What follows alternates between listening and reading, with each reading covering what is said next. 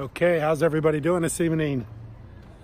My name is Kent and the channel is EOS Nightly, EOS San Diego, Challenge DAP, we're all the same thing. So anyway, tonight is the last night of March. Actually tonight's, in fact some places, most of the places in the world, it's probably April already. So I had a $5 prediction about EOS being $5 by the end of March. Of course it didn't make it, but it came closer, it came pretty close. It came closer to making it than not making it. So in other words, from the time I made that prediction, it came up more than it had to go in order to make the $5. So I'm actually pretty happy with that prediction. $5 prediction by the end of the month, and it came up over 20%, I believe around 20% in the month of March. So March was a very good month, 20%. When you think that Warren Buffett does 20% a year, EOS did 20% in a month. Not to mention the fact that EOS has come up quite a bit from its lows of $1.80, around $1.80 in December. In fact, I think it started out the year in the $2.30 range. It's almost doubled since the beginning of the year. So a lot of people still wondering if we're in crypto winter. I think this is a pretty good indicator that we're not in crypto winter. I think it's a pretty good indicator that EOS is going to go a lot higher, and we're in a bull market, and people just aren't really wanting to say it, but it's true. 20% in a month, 100%. A double in this first quarter of the year, or first couple months of the year, first 3 months of the year, is a pretty significant rise and an indicator where we're going. EOS is doing over half the activity on blockchain right now. Half the activity in blockchain, and I think I'll put a graph in this video about that, is done by EOS. So EOS is taking over activity on the blockchain. It's mostly activity on the blockchain. I want to talk a little bit too about a lot of people on YouTube. I watch these all the time. People that read graphs. They'll look at the peaks and valleys in a graph and candles, and they got all kinds of ways of describing these graphs, and they do it a lot. There's a lot of people on YouTube that do the graphs. A lot of people on Bitcoin do the graphs. I want to talk a little bit about that because I watch some of those people too. And although that is maybe one thing about trying to predict price, it's a very small part of predicting price. It's one factor in predicting price, and to me, it's not a very good factor. A lot of people do it, and a lot of people. In fact, I heard this person say the other day. It was pretty good. He actually said, "Show me the charts, and I'll show you the news." I would think it's the other way around. Show me the news, and I will show you the charts. So I think the news precedes the charts rather than the other way around. But anyway, so they talk a little bit about it, but I want to talk about a little bit about charts because I want to talk about the number one indicator I use to determine about price or where things are going. And it's not the chart. I look at the chart, but the chart is a very small part of what I think is going on. I think more what predicts future price is not chart, but people.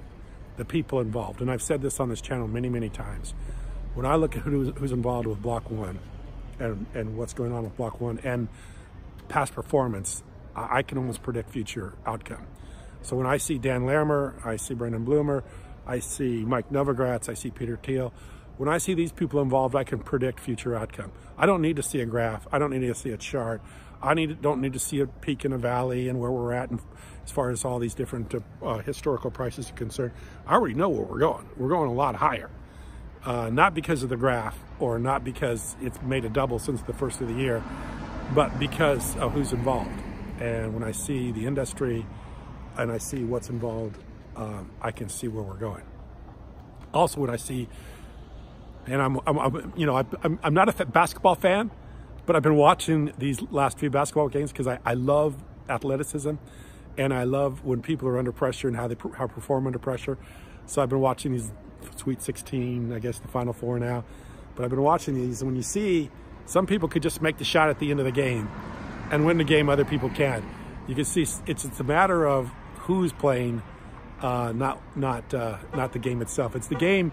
The game itself is a great game, but when it's the players are what make the game, and somebody's got their coin going on. How in the world does this stuff happen in my video? Very typical Southern California. I think the Southern California bird should be the honking horn.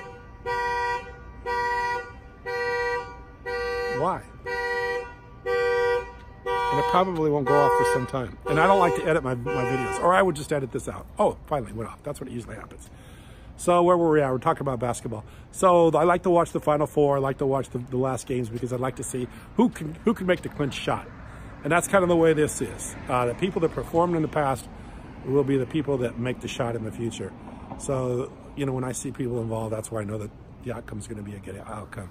And I also know that the industry is a good industry.